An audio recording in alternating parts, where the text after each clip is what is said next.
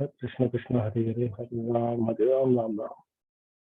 तो last time हम लोगों ने 22nd चैप्टर को देखा था और लास्ट के डिस्कशन में हमने ये देखा था कि विश्वामित्र अयोध्या में आके राम जी को लेके जाने की बात करते एंड बट दशरथ महाराज जो थे he is little sceptical, he is worried कि उनका बेटा भी जो मतलब 16 साल भी नहीं हुआ एंड 16 साल की उम्र में भी कोई क्षत्रिय युद्ध के लिए जाता नहीं है इन a normal scenario. But what Acharya say is this rule applies for is a general rule. लेकिन जो एक्सेप्शनली काफी ब्रेव रहते हैं, एक्सेप्शनली स्किल्ड रहते हैं, उनके लिए रूल है तो उनके लिए एज बार नहीं होता है। तो ये जो आर्गुमेंट है दशरथ महाराज का दैट इज यूजलेस। तो दशरथ महाराज उनको पहले काफी सारे एक्सक्यूजेस देते हैं क्यों क्या करके, बट बाद में वो खुद भी आने को रेडी रहते कि मैं अपनी सेनाओं को लेके आऊंगा और आपको राम ही चाहिए तो मैं राम के साथ मैं खुद और सेनाओं को लेके आऊंगा। बट विश्वामित्र सुनते नहीं, उन्होंने राम जी ही चाहिए करके उन्होंने जो प्रस्ताव रखा था तो उनको वही चाहिए और कोई दशरथ महाराज उनकी सेना नहीं चाहिए। और विश्वामित्र को गुस्सा नहीं लगता है और जब विश्व में गुस्सा आता है तो सारे लोग डर जाते हैं। तो वशिष्ठ मुनि जो थे वहां पे जो उनके गुरु है अयोध्या के दशरथ महाराज के, तो वो आके वो उनको बताते कि विश्वामित्र जो काफी जाने माने ऋषि मुनियों से है और उनके पास अस्त्र शस्त्र का सारा ज्ञान है, तो वैसे ही वो खुद विनाश कर सकते थे इन राक्षसों का। लेकिन उनको ऐसा समझ लीजिए कि ये उनका एक स्पेशल मर्सी है राम जी पे, जो खुद राम जी को सामने से लेने के लिए आए। और ऐसे संतों का, ऐसे ऋषियों का संग करना भी काफी रेयर होता है। तो ऐसे काफी चीजें जब उन्हें आश्वासन दिया कि हाँ ये प्रोटेक्टेड रहेंगे राम जी विश्वामित्र के साथ भी, तो आपको डरने की जरूरत नहीं। जब ये कंफर्ट लेवल में आए and then Dasharath Maharaj agree to it. तो now will continue 23rd, 24th, 25th chapter. और दशरथ महाराज सॉरी राम जी के साथ लक्ष्मण भी गए थे और वो सरयू नदी के पास रात भर सोए थे। ये हम लोगों ने लास्ट में इस तरह से कंक्लूड कर दिया। तो दूसरे दिन जब सुबह जब सूरज की पहली किरणें जब आ रही तो विश्वामित्र उनके पहले उठ गए और उन्होंने उनको उठा के राम जी को उठाने का प्रयास किया। पहले खुद उन्होंने उनका अपने रिचुअल्स ये किए, गो थ्रू किए, उनके गायत्री मंत्र जो सारे जो रिचुअल्स वो लोग नहा के जो रिचुअल्स है वो खत्म किए। बाद में राम और लक्ष्मण जो सोए थे उनके पास गए। तो वहां जाने के बाद उनको दोनों को देखे, राम और लक्ष्मण को देखे वो काफी आश्चर्यचकित हो गए। ये जो है पर्टिकुलर इंसिडेंट जो है जहाँ पे भगवान को देख के लोग एकदम अचंभा हो जाते हैं, उनके प्यार में गिर जाते हैं, तो ये काफी जगह पे है। यहाँ पे तो विश्वामित्र काइंड ऑफ एथिस्ट नहीं थे, एंटी गॉड नहीं थे। वो फिर भी भले वो डिवोटी नहीं थे, हार्डकोर डिवोटी नहीं थे, but he had all the mystic powers and all, he was not anti god as such. तो इन्होंने जब इन दोनों को देखा वहां पे सोते हुए तो उनके मन में भक्ति की भावना धीरे धीरे आने लगी।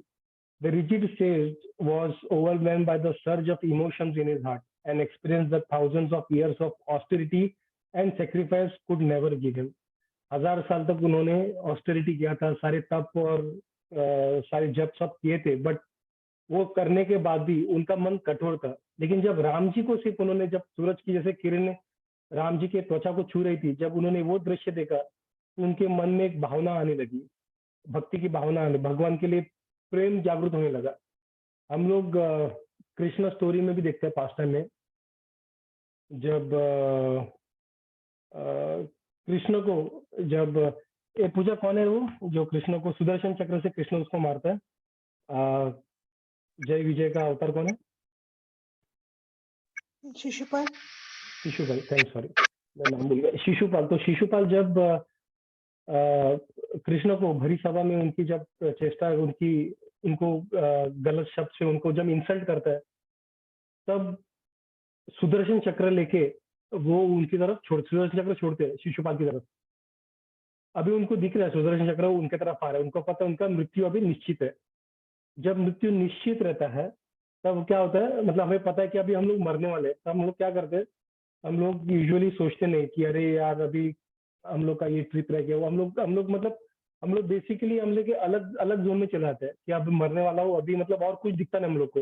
हम लोग डर के माहौल में रहते हैं, आगे हम लोग कुछ जी नहीं पाएंगे, सब खत्म हो गया, सब अटैचमेंट जो है वो आ जाता है। हम लोग लाइट का बिल भरना है वो सब याद नहीं करते उस वक्त, तो हम लोग पूरा एक अलग जोन में रहते हैं। लेकिन शिशुपाल के केस में जब वो ऐसा होता है, जब सामने वो खुद को बचाने की कोशिश करने के बदले या फिर कुछ ऐसे ट्रॉमा वाला सोच आने के बदले, वो जब कृष्ण को वो सुदर्शन चक्र अपनी तरफ छोड़ते हुए देखते हैं, वो कृष्ण की सुंदरता को निहारते रहते हैं। वो देखते हुए उन्होंने जो गोल्डन धोती पहना है, उन्होंने जो जिस तरह से उनके मुकुट है, हार है, और जो उनकी सुंदर स्माइल है, उनका जो सांवला रंग है, वो उनको ही देखते रह गए। मतलब इतने इतने साल भी उन्होंने देखा था, लेकिन उस वक्त जब वो चक्र छोड़ रहे थे, उनका वो जो सीन था उनको उनके दिमाग में बैठ गया था, और चक्र उनकी तरफ आ रहा था, लेकिन वो कृष्ण के रूप को निहारते बैठे थे। तो जब कृष्ण जिनको मार रहे हैं वो कृष्ण की ब्यूटी, भगवान की ब्यूटी को देखते रह जाते हैं, तो ये तो विश्वामित्र तो फिर भी he was not anti God, तो वो नास्तिक नहीं थे पूरी तरह से। तो जब उन्होंने देखा, उनके मन में इमोशंस आने लगे, और उन्होंने उन्होंने सुना था काफी पहले कि यार भक्ति का मार्ग होता है, काफी ऐसा रहता है भगवान को, हम जब सरेंडर करते हैं भगवान को, तब वैसे करने के बाद ये सब हमें भाव जागृत होते हैं। लेकिन उन्होंने कभी वो एक्सपीरियंस नहीं किया, तो उन्होंने उन्होंने सुना था, तो उनके लिए वो उनका मेनली मिस्टिक पावर्स के आसपास ही था।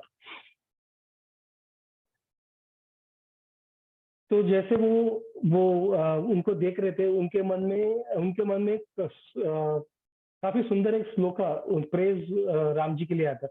तो वो सोच रहे थे कि कौशल्या माँ जो है वो काफी काफी भाग्यशाली है कि जिनको ऐसा दृश्य हर रोज देखने मिलता है जब वो राम जी को उठाने आते हैं करके। तो वही सोच दिमाग में रखते हुए उनके मुंह से एक सुंदर वर्ष है, कौशल्य सुपूज्य राम पूर्वा संध्या प्रवर्तते, उष्टित नरशद्दुल कर्तव्यम दैव निकम।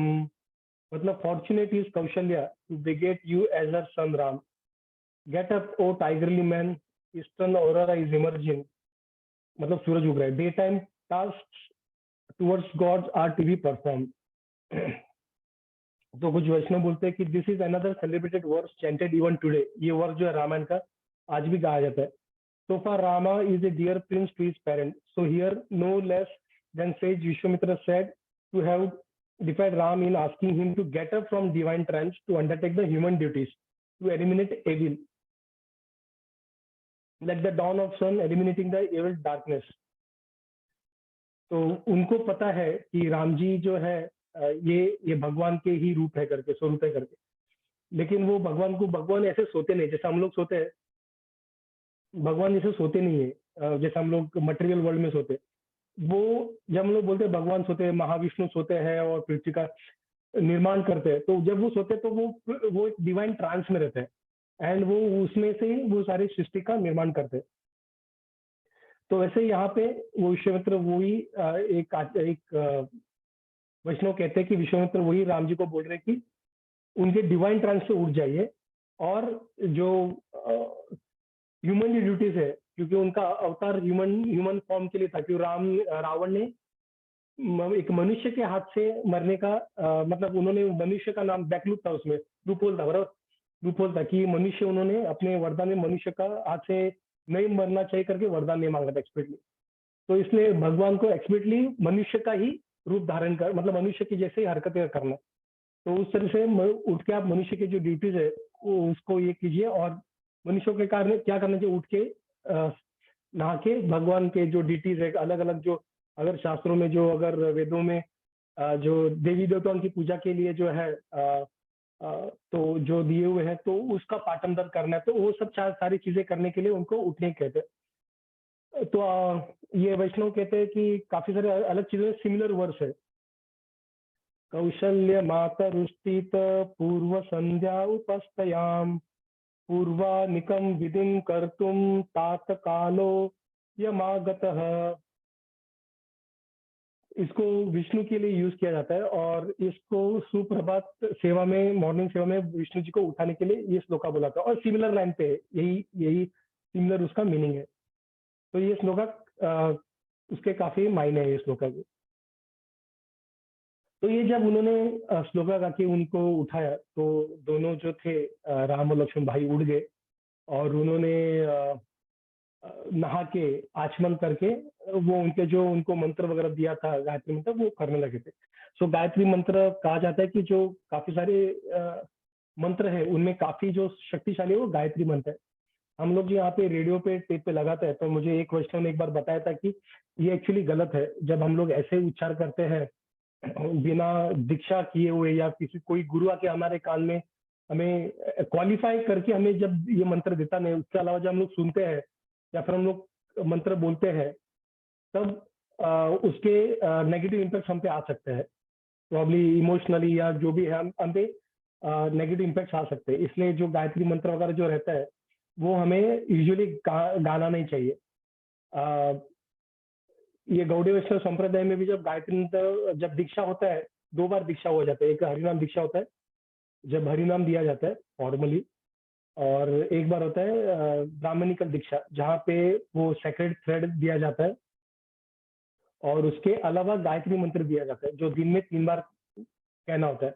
और ये 3 बार कहने के पहले नहा के साथ कहना होता है। इट इज नॉट दैट कि मैंने मंत्र लिया और कर दिया। सो स्वच्छ होना है, आचमन करना है, और उसके बाद इस मंत्रों को कहना है। तो एक बार एक सन्यासी यहाँ पे आए थे, और यहाँ पे जब उनको वो बता रहे थे कि एक बार वो जब ट्रैवल कर रहे थे किसी किसी रूट से किसी प्रीचिंग के लिए, एक गाड़ी में दूसरे डिवोटी के साथ, तो कुछ चीज की वजह से गाड़ी उनको रोकना पड़ा। तो उनको सनसेट पे एक गायत्री मंत्र कहना होता है नहा के। तो वहाँ पे कुछ आसपास मतलब अभी बीच रास्ते में है, वो उनको जो डेस्टिनेशन में पहुंचना था वहां पे जाके उनको गायत्री करना था, वो कर नहीं पाए। कर मतलब वो प्लान फ्लॉप हो गया। तो वहां पे एक नल था रास्ते के उसमें, तो ठंडे पानी के नीचे वो बैठ गए।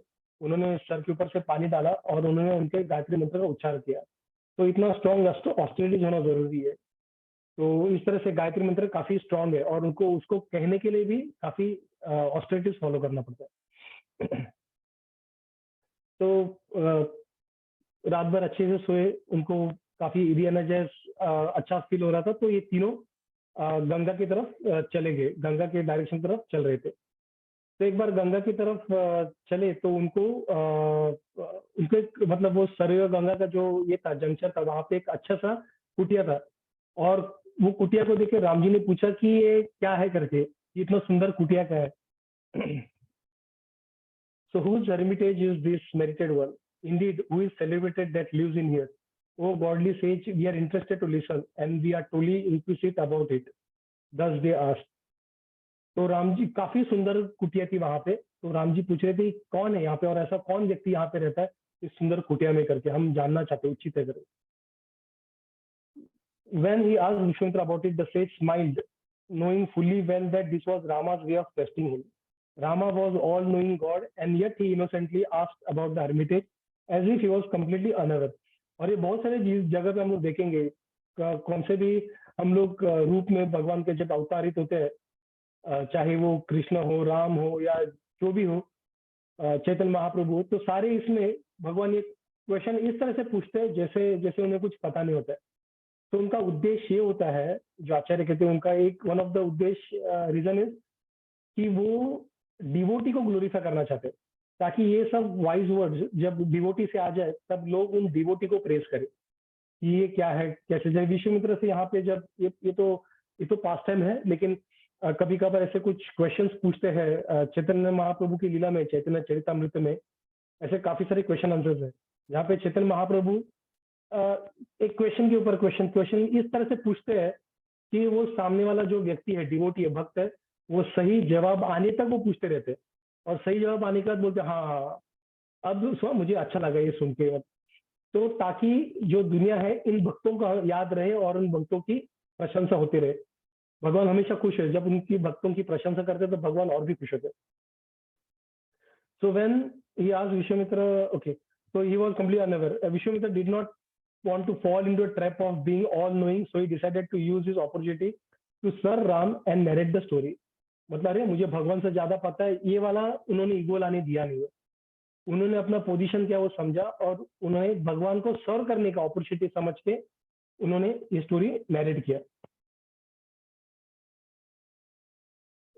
तो क्या पास टाइम था, तो यहाँ पे काफी टाइम पहले जो शिव जी थे यहाँ पे मेडिटेट करते थे। तो जब मेडिटेट कर रहे थे तो वहाँ पे जो कामदेव, वहाँ पे हम लोगों ने कामदेव का स्टोरी तो सुना है, तो कामदेव वहाँ पे आ गए थे और वो खुद का मतलब मेरे एक्चुअली कामदेव काफी पावरफुल है। आई मीन ये भौतिक संसार में कोई भी कामदेव के प्रकोप से बच नहीं पाया, उनके प्रभाव से बच नहीं पाया। सो यहाँ पे भी कामदेव को घमंड आया था कि मेरे यहाँ से कोई, मतलब शिव जी क्या चीज है, मतलब कोई भी मेरे प्रभाव में आके फंस जाता है करके। तो उन्होंने क्या किया, शिव जी को वो धनुष्य जो है उनका वो छोड़ के, बाण छोड़ के उनको डिस्टर्ब करने का ट्राई किया। और शिव जी जीव तत्व नहीं है, वो एक अलग तत्व है। तो वो इन इन चीजों से प्रभावित नहीं हुए, लेकिन उन्हें काफी गुस्सा आया कि ये व्यक्ति काफी काफी घमंड से भरा हुआ है। तो उसके घमंड को चूर करने के लिए उन्होंने अपनी तीसरी आंख खोली और तीसरी आंख खोल के उन्होंने कामदेव को जला दिया।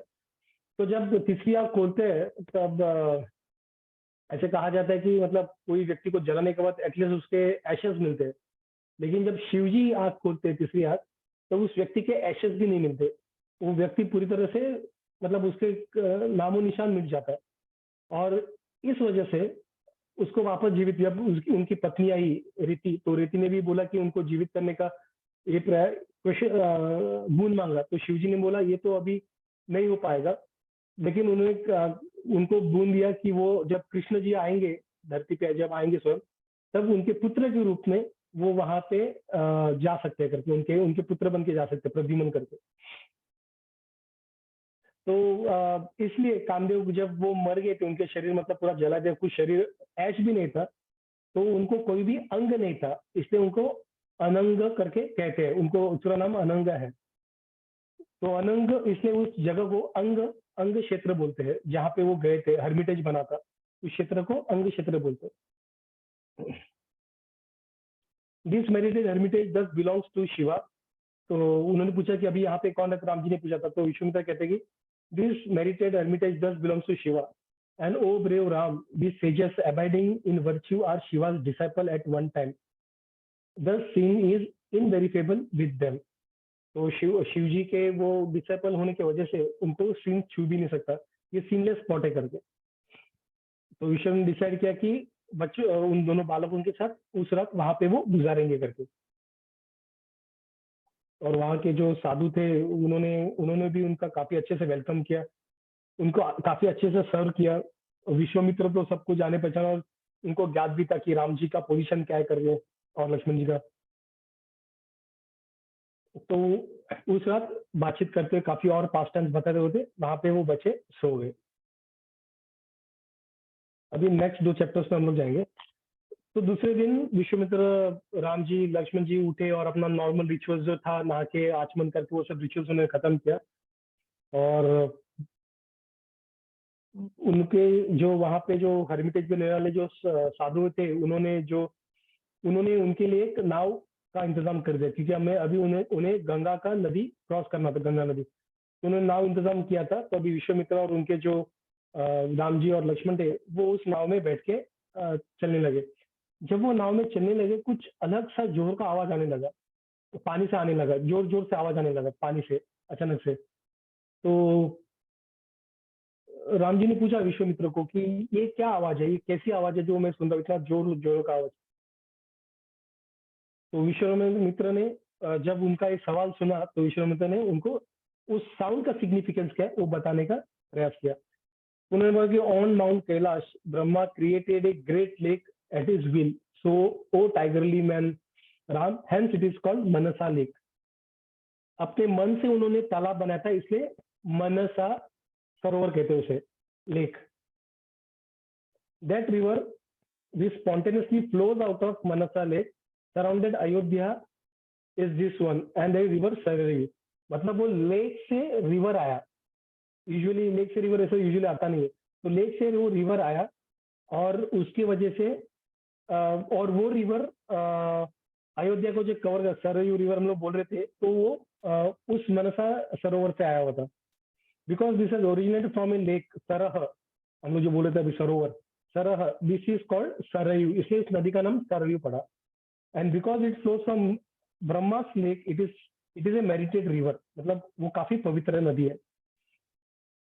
तो ये जो आवाज है बेसिकली, सरयू नदी और गंगा नदी जब एक दूसरे को क्रॉस करते हैं तो एक दूसरे को कोलाइड करते हैं, और ये कोलाइड करने की वजह से ये आवाज आता है। तो गंगा तो पवित्र है ही है, और क्योंकि वो उसमें विष्णु जी का उनको चरण छुआ हुआ है, और दूसरा ये ब्रह्मा जी का नदी है, तो दोनों दोनों पवित्र नदियां है।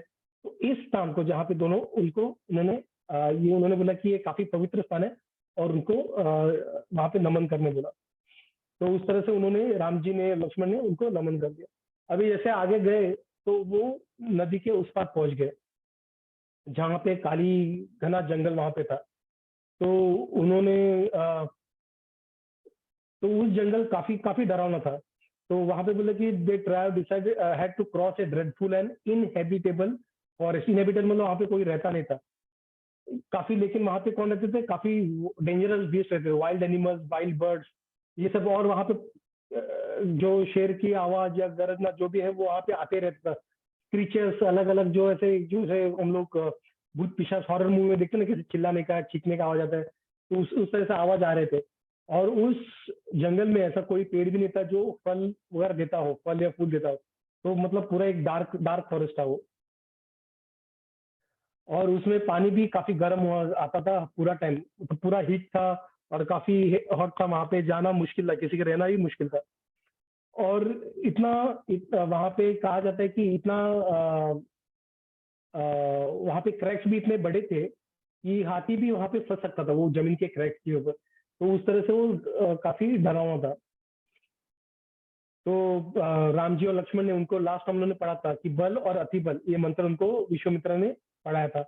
उन मंत्रों का उन्होंने उच्चार किया, और जो गर्मी थी, हीट थी, उसके बदले उनको थोड़ा ठंडक महसूस होने लगा। The resplendent and the great saint Vishwamitra then said to Ram, I will tell you, oh my boy Ram, who is this wretched forest? तो राम जी ने उनको पूछा कि ये फॉरेस्ट है क्या करके, उन्होंने सवाल पूछा, तो उसके ऊपर वो जवाब दे रहे हैं कि मैं आपको बताऊंगा भी ये क्या फॉरेस्ट है। So once this was a vast province, oh best among the men, designed by God and known as the Malada and the Karusha. तो ये मलदा और करुष कर नाम के ये जंगल थे पहले, और देवताओं ने बनाया था। तो ये स्टोरी क्या है वो बताते हैं। तो ये हम लोग ने वृतासुर करके एक राक्षस है, भागवतम में भी है, जो एक्चुअली एक्चुअली एक डिवोटी था। वो राक्षस, उनको शाप से हो गए थे, और इंद्र उनको मार देते हैं। तो लेकिन ब्राह्मण को मारने का, क्योंकि वो ब्राह्मण थे, एक राक्षस के शरीर में ब्राह्मण थे ऐसा बोल सकते हो, क्योंकि वो मरते वक्त भी वो विष्णु का जप करते और मरने के लिए भी रेडी थे। वो बोलते इंद्र को, बोलते वो राक्षस की, हे इंद्र तू इतना रुक क्यों रहा है, मैं काफी काफी टाइम से वेट कर रहा हूँ, तुम मुझे कब मारोगे ताकि मैं कृष्णा इस तरह से मेरे मरण से मैं विष्णु की सेवा में आ सकता हूँ करके। तो उस तरीके से वो, मतलब भगवान के हमेशा वो भक्त थे, प्रॉपर प्योर भक्त थे। उन शाप से वो राक्षस शरीर में थे। तो उनको मारने का, उनको जब उनको मार दिया था, तब तब इंद्र के शरीर से काफी सारी इम्प्यूरिटीज आने लगे, फील्स आने लगे, और उनको काफी भूख लगने लगा, जो यूजुअली देवताओं में ऐसा रहता नहीं है। काफी एकदम जैसे हम लोग को भूख लगता है, एकदम अचानक से भूख लगने लगती, तो वैसा नहीं है, वैसा उनको होता, लेकिन अचानक उनको भूख लगने लगा। तो गॉड जो देवताएं थे और वहाँ पे जो सेजस थे, उन्होंने उनको इस जंगल में लेके आए थे, और वहाँ पे उन्होंने काफी उनको अच्छे से नहलाया धुलाया।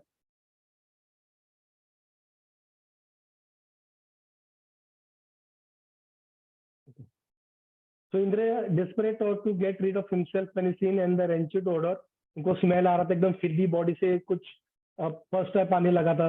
तो reach this forest where his assistant cleansed him of his reeking sin. Severe hunger was another side effect of the sin. एक था उनके बॉडी से वो फिरती सब चीजें आ रही थी, और दूसरा था बहुत जोरों की भूख। तो बाजू वाले फॉरेस्ट से उनको काफी अच्छे डिशेस मिले, और जिससे उनका भूख मिट गया। तो इंद्र काफी खुश हो गए ये देखे, और उन्होंने ये रीजन को, एरिया को ब्लेस कर दिया, उन्होंने उनको बोल दिया। एक फॉरेस्ट को उसने मलद मलद करके बोला था, जो मल मलल निकालने वाला, मलद मल निकालने का।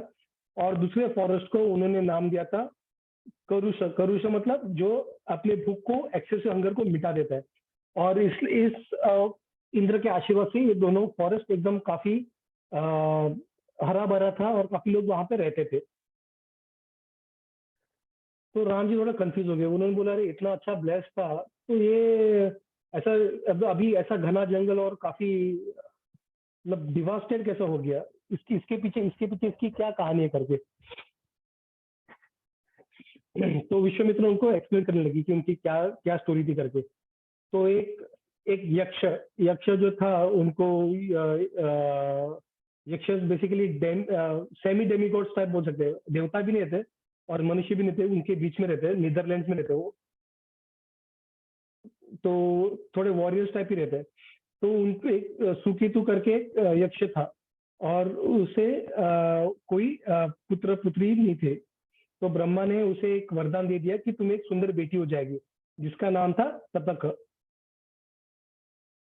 तो ततक ततक काफी सुंदर भी थी, और उसके पास 1000 हाथियों की शक्ति भी थी ब्रह्मा के वरदान की वजह से।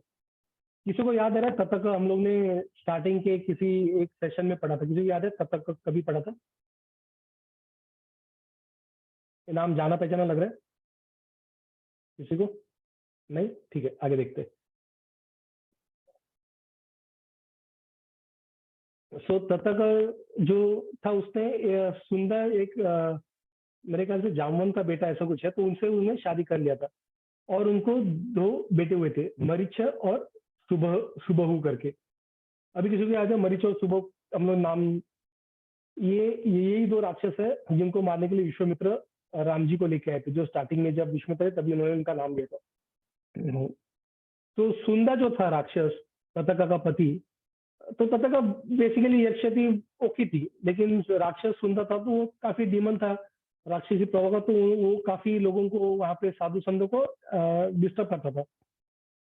ये एक, अगर हम लोग देखेंगे कलयुग में भी हम लोग देख रहे हैं, अभी के इसमें भी न्यूज में भी देखते हैं, जो साधुओं को जो तकलीफ पहुंचाता है वो एक डिमोनिक मेंटेलिटी का ही व्यक्ति रहता है। He was this too demonic in nature.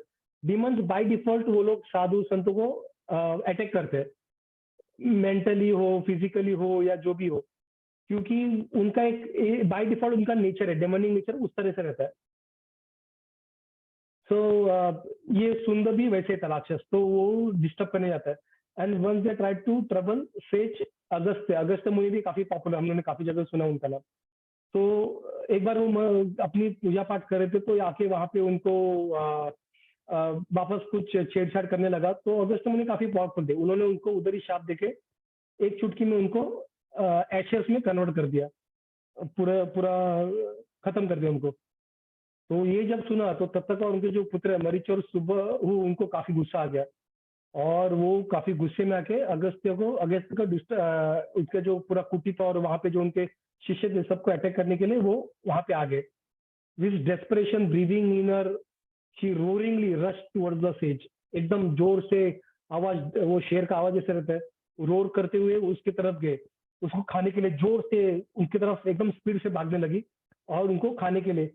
और जैसे उनको उन्होंने देखा कि वो मेरी तरफ आ रही है, तो तो जो अगस्त्य था उसने मरीच को शाप शाप दे दिया और बोला कि तू डीमन हुड हो जाएगा।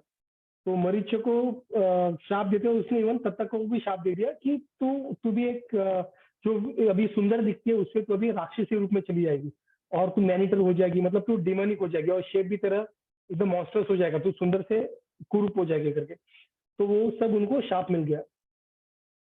तो अगस्त तो मार नहीं पाई, लेकिन तब तक ने उसका जो गुस्सा था ये पूरे जंगल पे निकाला, और उसके जो वहाँ पे जो साधु संत लोग थे उनको उनको परेशान करना स्टार्ट कर दिया, उनको मारना स्टार्ट कर दिया था। और ये जो फॉरेस्ट जो काफी एक जगह एक टाइम पे काफी सीनिक फॉरेस्ट था, तो उस फॉरेस्ट को अभी एकदम वो जैसे हम लोग एक्चुअली मूवीज में देखते हैं ना, जैसे एक सुंदर ग्रीन पैच रहता है फेरिटेल वाला, और एक पैच रहता है जहाँ पे फेरिटेल का जो विलन रहता है वो कैसे एकदम अंधकार में जैसे थॉर्न्स रहता है, तो उस तरीके से फॉरेस्ट था वो, क्रीपर्स, सब जगह पे कीड़े मकोड़े डरावने आवाज आती रहते हैं जंगल से, तो उस तरह से वो, और हमेशा वहां पे डीमंस सब जगह भरे हुए हैं, जो उस तरीके से वो फॉरेस्ट बन चुका था। तो एक जगह पे कमेंट्री में ऐसा लिखा कि तब तक का जो सन बच्चे थे, उनके जो बेटे थे दोनों, दे वेंट टू सुमली, सुमली करके और एक राक्षस था जो रावण का ग्रैंडफादर था। तो सुमली बिकेम फॉन्ड ऑफ मरीच एंड सुबाहु, तो दोनों का वो काफी, उनका काफी अच्छा रिलेशन हुआ और उनको उन्होंने शेल्टर दिया। तो eventually they became integral part of Ravana kingdom, इसलिए रावण को वो सर्व कर रहे थे। और रावण भी उनको काफी प्यार से, उनको अंकल के साथ ट्रीट करता था, उनको जिस तरह से उनका कनेक्शन था सुमन के साथ। तो इसलिए वो रावण के बिहाफ पे यहाँ पे और हल्ला मचा रहे थे। She that highly atrocious one is with horrific behavior and malicious valor, hence you shall eliminate this yakshi for the welfare of brahmanas and cows। तो इस यक्षी को मार दो, ततक को मार दो करके वो अभी इसको उनको बोलते हैं। अभी ऐसा कहने के बाद राम जी थोड़ा confuse mind, state of mind में आ जाते हैं। तो Vishwamitra prepared Rama for the inevitable to fight Tataka. As a guru he knew his disciples Rama thought process, कि राम के मन में अभी कुछ तो गड़बड़ चल रहा है। गुरु को हमेशा पता रहता है उनके शिष्य के मन में क्या चल रहा है। टीचर जो हम लोग रहते हैं स्कूल में, बेसिकली हम लोग कंफ्यूज करते हैं गुरु के साथ। टीचर शिक्षक है, दे आर मटेरियल, वो लोग सिखाते हैं। गुरु इज स्पिरिचुअल, वो स्पिरिचुअल नॉलेज, वो बाकी का नॉलेज भी देते रहेंगे, but spiritual knowledge is the primary goal. उनको स्पिरिचुअली काफी वैदिक में, शास्त्रों में उनको आगे करते हैं। उनका जो इग्नोरेंस है, that I am this body, वो इग्नोरेंस से बाहर लाने का काम गुरु का है। गु और रू, ये दो शब्द का मतलब ही है कि one who destroys your ignorance, darkness. तो वो उनके डिसाइपल्स के सारे उनके गुरु को पता रहता है कि उनका डिसाइपल किस तरह से है, क्या उनके मन में क्या सोच होते रहेगा, क्या सोचता रहेगा वो उनका शिष्य। तो उन्होंने राम के अंदर का जो डायलेमा था, उन्होंने समझ लिया कि राम सोचते हैं कि अरे यक्षी है, ये स्त्री है, इसको मारू कि नहीं मारू। तो how could Ram ever never imagine hurling abuse and glaring at woman, मतलब वो राम स्त्रियों को ऐसे देखते भी नहीं थे, मारना छोड़ना तो दूर की बात है। So for Ram a woman was a symbol of purity and was someone worthy of respect. ये राम जी का आइडियोलॉजी है। Ram's mother trained him to venerate a woman and he believed real education meant worshipping every woman as he would his mother। यहाँ पे एक चीज काफी important है, Ram's mother had trained him to venerate women. मतलब ये बच्चों को हम लोग यूजुअली अभी देखते हैं, हम लोग काफी यहाँ पे अभी रेप केसेस होते हैं या फिर मोलेस्टेशन केसेस होते हैं, हम लोग बच्चे को कोसते हैं, which is true. I mean उस व्यक्ति ने जिसने किया ये चीजें, उनको वो तो है, दे आर गिल्टी, बट उनकी गिल्टी होने में उनका थोड़ा सा जो भागीदार है उनके पेरेंट्स है, क्योंकि उन्होंने उनको सही तरीके से ये बचपन में ट्रेन नहीं किया कि किस तरह से एक वुमन को कैसे रेस्पेक्ट किया जाता है एज ए मेन। क्योंकि वैदिक शास्त्रों के हिसाब से woman always needs to be protected. पहले अपने उनका उन्हें उस फीमेल के जो पिता है वो प्रोटेक्ट करते हैं, शादी के बाद उसके पति प्रोटेक्ट करते हैं, और अगर पति जाने के बाद वानप्रस्थ या मरने के बाद जो भी है, तब उनका पुत्र उनको प्रोटेक्ट करता है। तो एक स्त्री को हमेशा प्रोटेक्शन में रहना चाहिए, बंद रहना नहीं चाहिए। प्रोटेक्शन इज डिफरेंट एंड एक रूम में बंद करके रखना, that is different, that two different things, जो लोगों ने अल्टीमेटली मिसअंडरस्टैंड करके बाद में वो करप्ट हो गए, देन दे थॉट कि वुमन को अंदर ही रखना करके। No, they have to be protected all the time. तो कभी स्त्री पे हाथ उठाना नहीं होता है, and that is the learning that his mother had given. But his teacher expected him to kill a woman. उसका जो पहला विक्टिम था डीमन, वो भी वुमन ही था।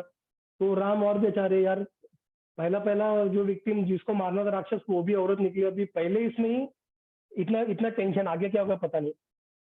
So to the nominee who bears the burden of his kingdom, this is age-old duty, and hence, O Ram, the legatee of Kakucha, eliminate this infamy as goodness is evident in her, isn't it?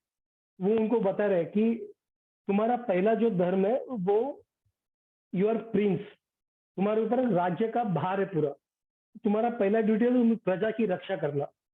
और ये काफी important है, ये point है जो विश्वामित्र उनको समझा रहा है, और यही पॉइंट के बेसिस पे वो जो उत्तरकांड में जो है नहीं है जो भी है, बट वहां पे जब हम लोग बोलते हैं कि सीता को जब छोड़ा या फिर अग्नि परीक्षा करने बोला, अयोध्या कांड में। तो उनमें जो है this was on basis of this, it is not because he doubted Sita या फिर he did not want Sita या जो भी है, it is because he as a king उसका पहला ड्यूटी है राजा की तरह, that is how it is. अगर राजा उसका ड्यूटी छोड़ के अगर हस्बैंड फादर ये सब बन जाएगा तो प्रजा कभी खुश नहीं रहेगी। he has been elected as a king for a particular reason, for a particular reason, and that reason is to serve the प्रजा। अगर तुम ये नहीं कर सकते तो निकल जाओ, दूसरा कोई राजा बन जाएगा। That is simple funda, and that is what Kshatriyas are. Kshatriyas ये नहीं कि मैं राजा के पोस्ट पे बन गया तो क्षत्रिय नहीं बनता है। ये क्वालिटी जो लाता है वो एक्चुअल में क्षत्रिय या फिर राजा कहलाता है। तो विश्वामित्र के जो लेसन थे वो थियोरेटिकल नॉलेज के बाहर है, जो हम लोग मटेरियल नॉलेज में अभी है हमें समझ में नहीं आएगा। जैसे अभी थोड़ी देर पहले कुछ कहीं पे तो कुछ बता रहे थे किसी टीवी केस में कि कुछ भी कंडीशन हो स्त्री पे हाथ उठाना चाहिए, विच इज ट्रू। बट यहाँ पे there are few exception. Exception क्या है ये विश्वामित्र यहाँ पे बता रहे कि अगर कोई व्यक्ति एंटी गॉड है एंड वो लोगों को as a king, this is not for general public but as a king प्रजा को तकलीफ हो रहा है, and it is your duty to help your subject. तुम्हारी प्रजा की सेवा करना तुम्हारा ड्यूटी है, then in that case you have to take those extreme steps. So Ram ji, Vishwamitra उनको बोलते हैं राम जी को कि उनके multiple responsibility, it is not just as a क्या बोलते हैं एज ए मैन उनको वुमन का रिस्पेक्ट करना है, वो तो उनका ड्यूटी है। उसके अलावा he is also a king, so he has to what you say very cautiously take this decision। तो उनको एग्जाम्पल देते शास्त्रों में, ऐसा नहीं कि पुश कर दिया मैंने बोला जो करना ही पड़ेगा, शास्त्रों से एग्जाम्पल देते। शास्त्र जो है हम लोग ने पहले भी बहुत बार डिस्कस किया है, वो है दैट इज काइंड उनका विष्णु से आते हैं, so they are not human made. तो उनके शास्त्रों में जो है past tense and all they directly come from the Lord, so they are not human made। तो उनके जो नॉलेज है, विजडम है, that is very absolute।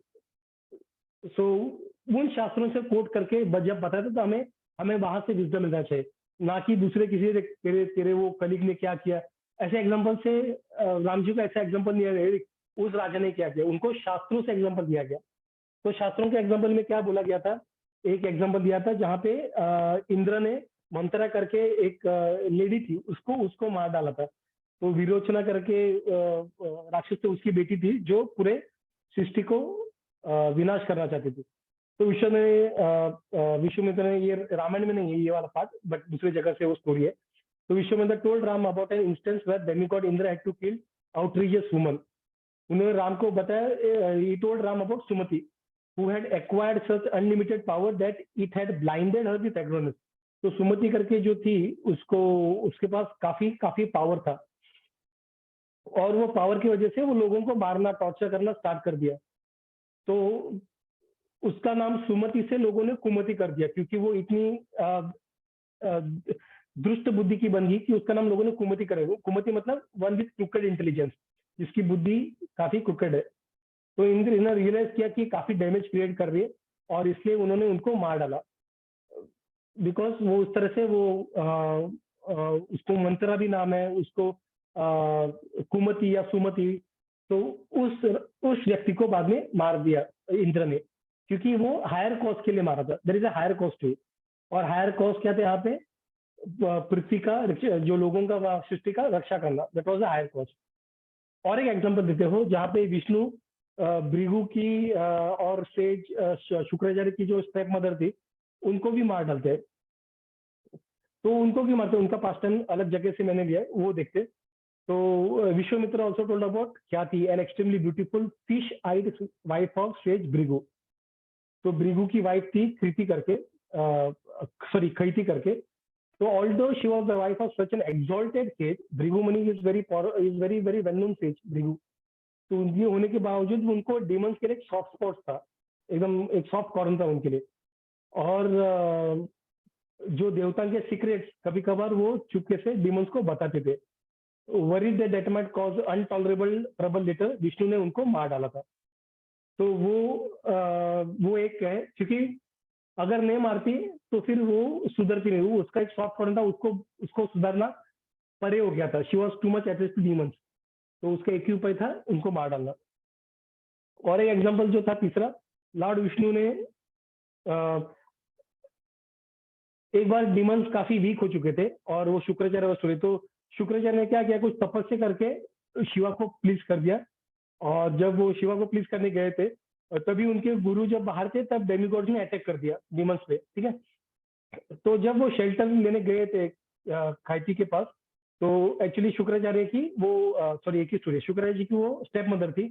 तो उनको जब गए थे ये करने के लिए, तब उन्होंने क्या किया, मंत्र से अपने पावर से उन देवताओं को फ्रीज कर दिया, देवताओं को फ्रीज कर दिया। और देवताओं को फ्रीज करने के जब फ्रीज हो गए तब क्या हो गया, अभी वो they became an easy prey for demons, तो डीमंस उनको आराम से मार के खत्म कर सकते थे। तो उनको बचाने के लिए उन्होंने सारे देवताओं को अपने बॉडी में एब्जॉर्ब कर दिया। तो और खैती को समझ में आया कि अरे विष्णु ने उनका प्लान किया क्या। तो विष्णु को जब वो कर्स शाप देने वाली थी, ये कहता विष्णु ने क्या किया, चक्र छोड़ के उन्होंने उसका सर धड़ से अलग कर दिया। जब भृगुमुनि को ये पता चला अपने वाइफ की डेथ करे, उन्होंने विष्णु को कर्स कर दिया और उन्होंने बोला कि 10 बार आपको पृथ्वी पे आना पड़ेगा, जो हम लोग 10 अवतार करेंगे बोलते हैं। ये जो चीज है, मतलब भगवान अनगिनत टाइम आते हैं, बट ये पर्टिकुलर एक रीजन भगवान की लीला है जिसकी वजह से। अभी यहाँ पे एक चीज है, भृगुमुनि शाप दे रहे थे तभी भगवान ने सुदर्शन चक्र से मारा नहीं। तो ये ऐसा नहीं कि शाप दे रहे हैं इससे भगवान ने मारा, उसके पीछे एक हायर कॉस्ट था। शाप देने के बाद उनका उसका जो शाप था वो लेडी का, first of all she was not a devotee and secondly she was demonic. तो उसका शाप देने से डीमंस देवताओं को वापिस तकलीफ हो सकती थी। लेकिन Bhrigumuni was a devotee of lord Vishnu, लेकिन उस वक्त गुस्से में आके, एक्चुअली वो भगवान की माया थी जिसकी वजह से वो उनको गुस्सा आ गया और उन्होंने भगवान को शाप दे दिया था। क्योंकि भगवान को एक कभी कभार भगवान हमेशा जब आते हैं हर हर ब्रह्मा के दिन में, कल्प में, तो उनको हर बार कुछ एक रीजन चाहिए रहता आने के लिए। तो ही जस्ट मतलब एक स्टोरी बन जाए कि क्यों भगवान आए करके। तो उस जैसे अभी यहाँ पे राम जी आने के लिए रावण का, that is just a reason for Ram ji to come on this earth. Ravana के वजह रावण के लिए राम जी नहीं है, रावण को मारने के लिए राम जी को आने की जरूरत भी नहीं है। लेकिन ये जो लीला है जब राम जी करते हैं, जब हम लोग अभी लीला राम राम की जो लीला है वो सुनते हैं, तब हमें हमें हमारे मन में एक अलग प्रसन्नता छा जाती है और हमारा मन जो है, हृदय जो है वो प्यूरिफाई हो जाता है। तो उसके लिए भगवान एक्चुअली उनके पास टाइम करते ताकि ताकि भक्त जो है उनके जो पास टाइम को, लीलाओं को सुन के खुद को प्यूरिफाई कर सके करते। तो ये दो एग्जांपल्स देते हैं और विषय में तो उनको बताते हैं कि as a prince he has to shoulder the responsibility of protecting the innocent from destructive individuals. He told Ram that to prove his commitment to his people, he was expected to come out victorious at the end of many such difficult missions, even if he appeared ruthless, sinful, or against his principles. उनके principal, खुद उनका principal था कि स्त्री पे हाथ में उठाना है, लेकिन उन प्रिंसिपल के खिलाफ जाके, क्योंकि एक हायर कॉस्ट था, because now you are a king, और किंग का एक ही प्रिंसिपल रहता है, अपनी प्रजा की रक्षा करना। तो कभी कभार ऐसा लगेगा कि प्रिंसिपल के खिलाफ जा रही हो रहा है, बट अगर प्रजा के रक्षा के लिए अगर तुम्हें कुछ प्रिंसिपल के खिलाफ जाना पड़ेगा तो यू हैव टू गो। कभी ऐसा लगे पापी हो या सिंफुल लग रहे हो, you have to do it. तो इस एंगल से जब हम लोग राम जी या किसी किसी डिवाइन किंग की, राजा की हम लोग एक्शन देखते हैं, सब चीजें काफी हमें क्लैरिटी मिल जाता है।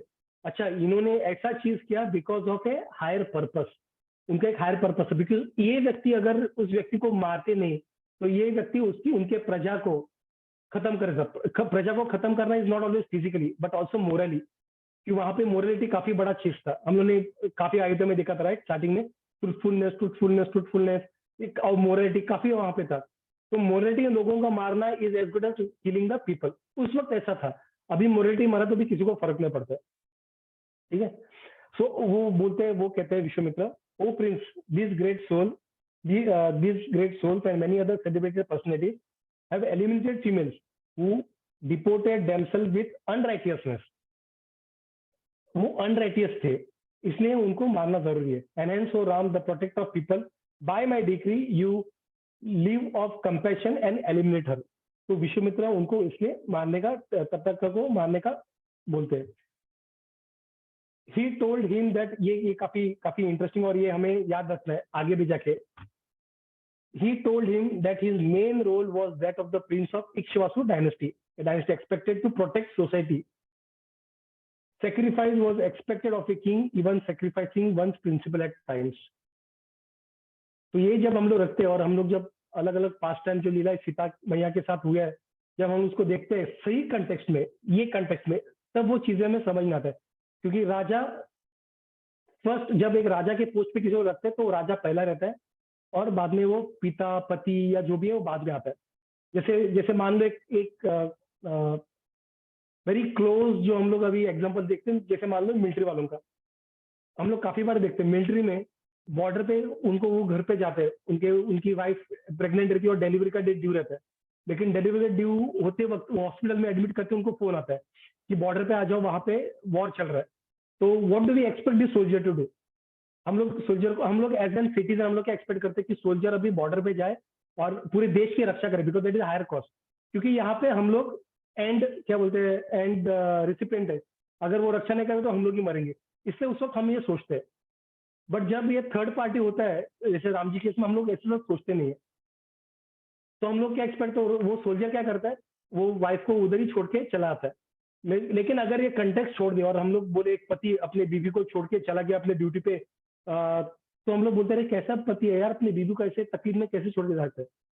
But when we see a higher cost, protection of nation, protection of subjects, ये जब समझते हैं तब हमें ये चीज करेक्ट कंटेक्स्ट में देखना होता है।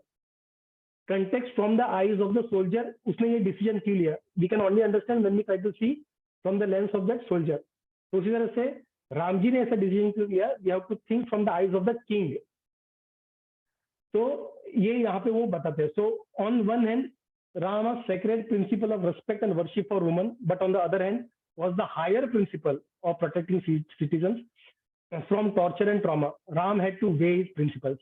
अभी राम जी को कॉल लेना है कि कैसे करना करके, और हम लोग आगे नेक्स्ट टाइम जब बैठेंगे तब देखेंगे कि राम जी कैसे कॉल लेने का ट्राई करते, उस तरह बिना उसे मारे कैसे सिचुएशन को हैंडल करने का ट्राई करते, और वो सफल होते कि नहीं वो भी हम लोग नेक्स्ट टाइम देखेंगे। So Ram contemplated the words of his teacher while also being reminded of his father's instruction to always abide by the words of Vishwamitra. Keeping both in mind, he spent some time on deliberation. Rama decided that his primary task was the welfare of this world, so he expressed his eagerness to execute his teacher's orders. तो पूरा ऐसे नहीं कि मैंने बोल दिया और करना ही है। तो even Vishwamitra gave some time to Ram. Think करो, see this is what my advice is, but you should think and you should take a call. उनको गाइड कर रहे थे एज ए मेंटर। ऐसा नहीं अगर तू ये नहीं किया तो मैं कट्टी मैंने बात करूंगा, ऐसा नहीं, उनको गाइड किया and he left Rama to take the decision. And Rama उन्होंने पूरा वेट किया कि क्या करना है, कैसे क्या करना है, and he took a weight decision कि ठीक है let's attack, but let's see क्या कर सकते राम आगे क्या करते हैं। नेक्स्ट सैटरडे को जब मिलेंगे तो हम लोग उसके बारे में चर्चा करेंगे। हरे कृष्णा कृष्णा कृष्णा हरे हरे, हरे राम राम राम हरे हरे। श्री प्रभुपाद की जय। तो किसी को कुछ ऐड करना है, कुछ क्वेश्चंस है, कुछ कमेंट्स, कुछ ऐड करना है? If no then we will close for the day. I will stop the recording. Hare Krishna Krishna Krishna